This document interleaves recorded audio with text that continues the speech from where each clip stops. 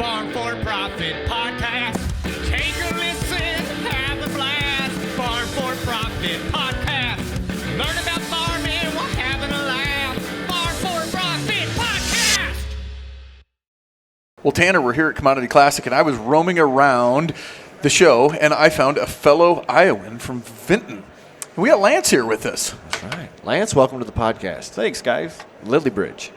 Lillibridge? Lillibridge. Yeah. That's the last name. That's the last That's name. not the place in Iowa. Yeah. No. Oh. Uh-huh. That would make it kind of a neat town. Tell us who you are. What's your tie to agriculture? So, I'm Lance Lillibridge. I farm in Vinton County, Iowa. We farm corn. We do not grow any soybeans. We consider those to be noxious weeds. No, kidding. Anyways, love my soybean guys.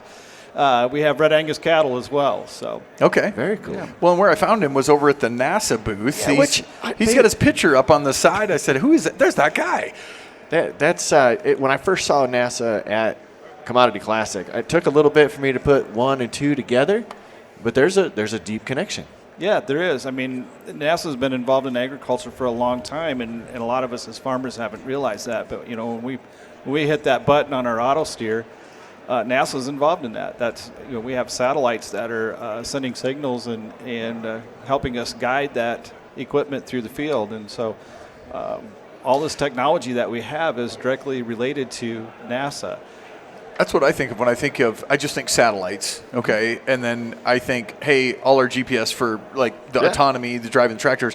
Are they doing other stuff? Like what else does NASA do with ag? Yeah, so that's kind of the cool part about it is that NASA originally was commissioned to observe Earth, not space. Oh, really? So we're observing Earth, and of course, it turned into space exploration. Let's go to the moon. Sure. And, I mean, they do a lot of cool things, but I don't think we'll be growing corn on Mars anytime soon. Nope, I don't but think so. they are very focused on going there. But let's bring it back to Earth. And the neat thing is working with NASA and realizing all these things that we've done, there's more that can be done. There's futuristic ideas that we can use satellite technology and remote sensing that can help us as farmers make better decisions. We make bad decisions every day. Sure. They're not bad decisions until we have the result. We think, hey, this is a great idea. Yeah, that was a bad idea. When did we land on the moon, Tanner? 65? No Something idea. like that. It's like way back when. Yeah. So we've advanced technology a lot more. I can't even imagine what NASA has today.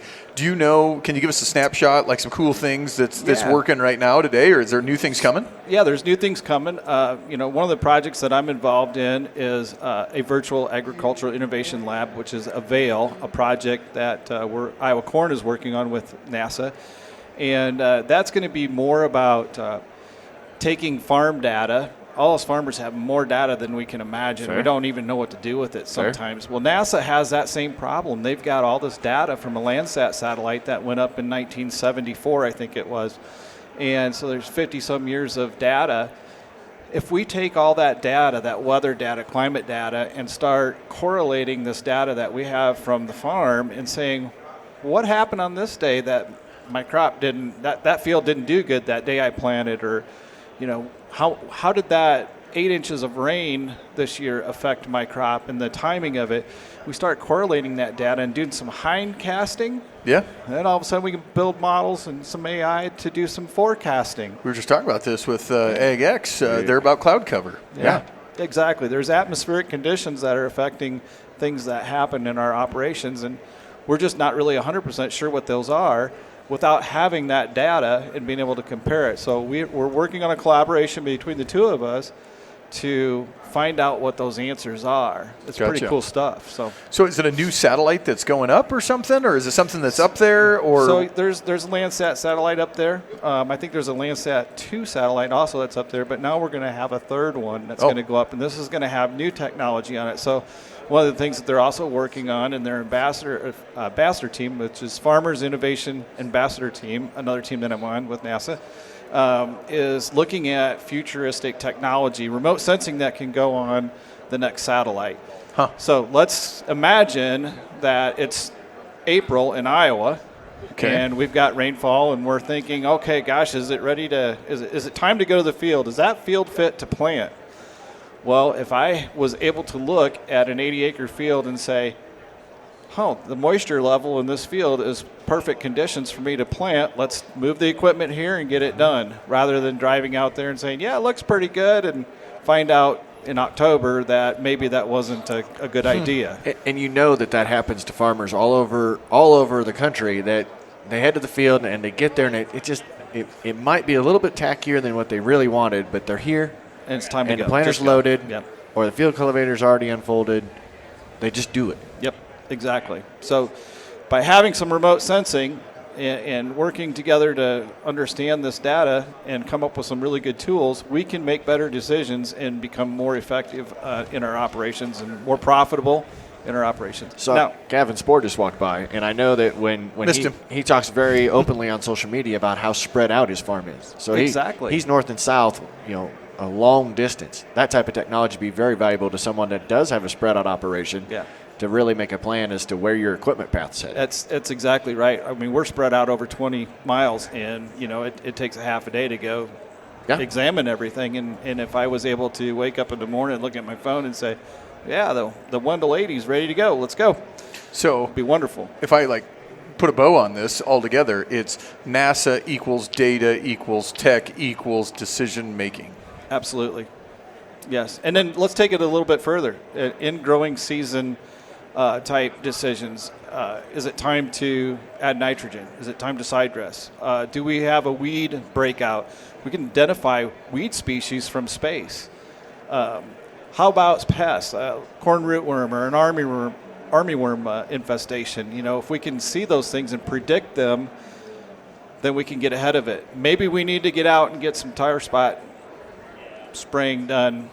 If we don't have tar spot, why get the sprayer out? Let's leave it in the shed. If we can identify what things lead up to that infestation or that disease problem, we can make decisions and get in front of it in a much more efficient, effective way. So why would you take the time to serve on these committees and in these conversations? I mean, did you want to be an astronaut as a kid, or what's the fascination with it? Well, the fascination with it is that in my operation, it's me. My time is extremely valuable, and if there's things that I can do to make that time more effective, that's what's interesting. But it's also really cool to work with NASA. I mean, Absolutely. Yeah. So when Dave said NASA's going to come talk, I'm like, oh, great. I was excited. You got an in. They got a lot of data. They can zoom in that satellite, tell us tar spot, all that. You wouldn't be able to tell us who shot Kennedy, would you? Well, no, I can't tell you that.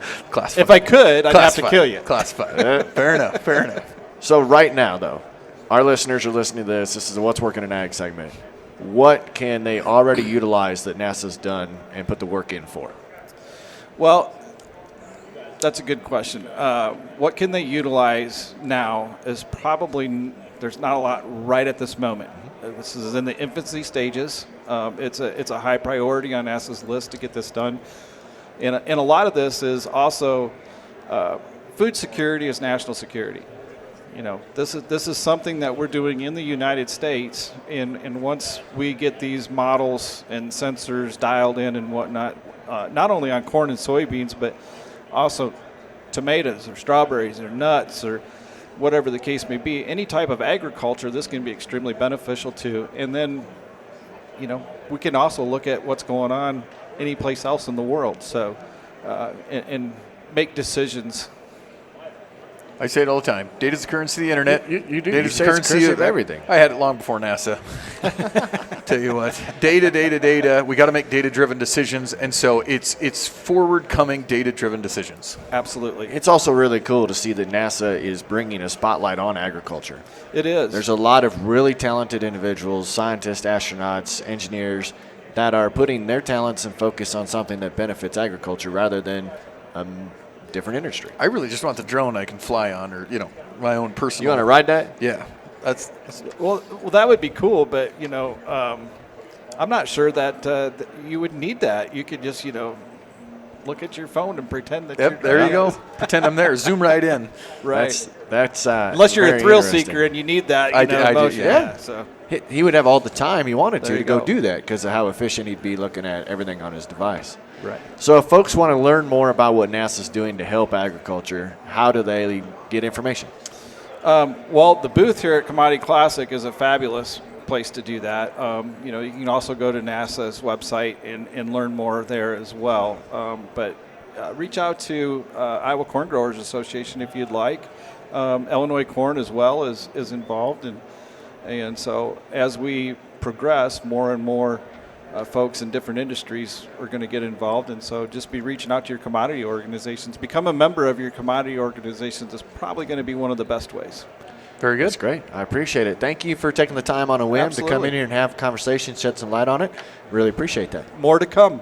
Absolutely.